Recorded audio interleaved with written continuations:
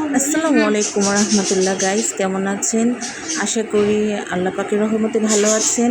আমরাও আলহামদুলিল্লাহ ভালো আছি। দেখুন, এখানে আমু ভর্তার জন্য শুকনো মরিচ, ওটার মধ্যে লবণ দিয়ে দিচ্ছেন যাতে সুন্দরভাবে এটা মিহি হয়ে যায়। আর পিছনে আছে শুটকি। আমুর হাতে শুটকির ভর্তা অনেক মজা, ঝাল ঝাল করে তৈরি করলে ওই ভর্তাটা অনেক টেস্ট লাগে। আমার জ্বর হওয়াতে আমার কোনো কিছুই ভালো লাগছে না খেতে, এজন্য আম্মু আমার জন্য ঝাল ঝাল করে ভর্তা তৈরি করছেন। আমার মেয়েও অনেক পছন্দ করে। আমরা ঘরের সবাই আম্মুর হাতের রান্না অনেক পছন্দ করি, বিশেষ করে ভর্তাটা অনেক বেশি পছন্দ করি। অনেক ইয়াম্মি ইয়াম্মি। নিশ্চয় আপনাদেরও জিভে জল চলে আসছে, আপনাদেরও ইনভাইট রইল,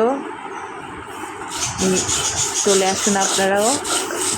দেখুন, একদম মিহি করে ফেলেছে। এবারে দিয়ে দিচ্ছে কাঁচামরিচ ঝাল বাড়ানোর জন্য। তবে শুকনো মরিচের ফ্রেগরেন্সটাও অনেক ভালো লাগে। দেখুন, আস্তে আস্তে সব কিছু পেটে নিচ্ছে। আপনারা চাইলে এভাবে তৈরি করতে পারেন, দেখবেন এভাবে তৈরি করে অনেক ভালো লাগবে। দেখুন, এটা কাঁঠালি বেশি দিয়ে শুটকি দিয়ে বানাইছি। এটা আম্মু বাটছেন শুটকি আর মরিচ। এরপরে দিয়ে দিবেন কাঁচা পেঁয়াজ। কাঁচা পেঁয়াজটা ভর্তার মজাটা বাড়িয়ে দেয়। অনেকেই ভাজা পেঁয়াজটা ইউজ করে যাতে ভর্তার গন্ধ না হয়ে যায়। তবে ভর্তা তৈরির মেন ইনগ্রিডিয়েন্টসটাই হলো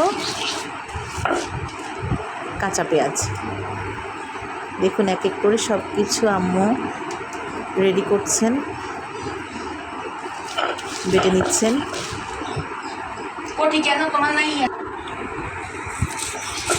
এই যে এবার ধনিয়া পাতা দিয়ে দিচ্ছেন। ধনিয়া পাতাটা ভর্তার টেস্ট বাড়ায়, ফ্রেগরেন্সটা বাড়ায়।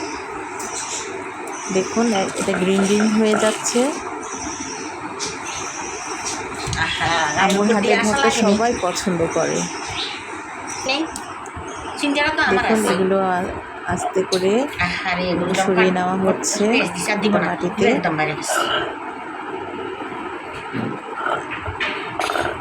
আবার পাটায় মোছা ভাতটাও অনেক মজা লাগে, আমি অনেক পছন্দ করি। দেখুন, এখানে বাটিতে নিয়ে নেওয়া হচ্ছে।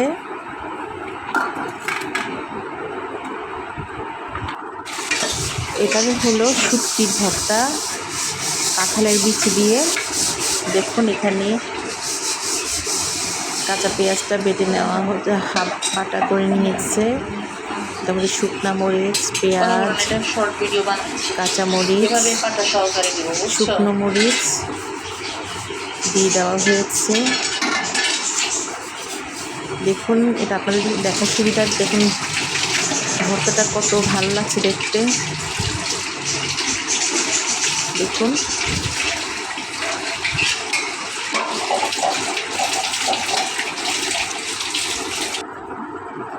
এই তো ভর্তা তৈরি শেষ।